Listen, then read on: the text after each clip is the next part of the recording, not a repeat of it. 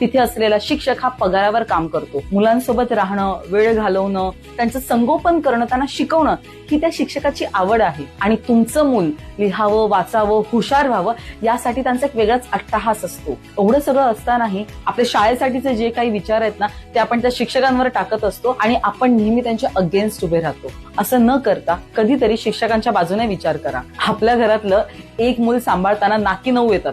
त्यांच्या समोर 30-30 मुलं बसलेली असतात. काही शाळांमध्ये 50-60 असतात, पण कमीत कमी 20 ते 30 मुलं तर समोर असतातच ना. त्यांना सांभाळणं फार कठीण आहे. अशा वेळेला आपण त्यांच्या साईडने जाऊन त्यांच्या कलेने घेऊन आपल्या मुलांचं शिक्षण योग्य पद्धतीने करावं याचा अट्टहास धरूयात. एक पालक म्हणून आज आपली जबाबदारी आहे की शिक्षकांची कंप्लेंट न करता त्यांची शिकवण्याची स्टाईल समजून घ्या आणि आपल्या मुलांना घडवण्यासाठी त्यांनाही मदत करा. आजच विचार करा की तुम्ही शिक्षकांबद्दल जे कंप्लेंट करत आहात ते किती योग्य आहेत आणि किती अयोग्य आहेत, आणि आम्हाला जरूर कळवा.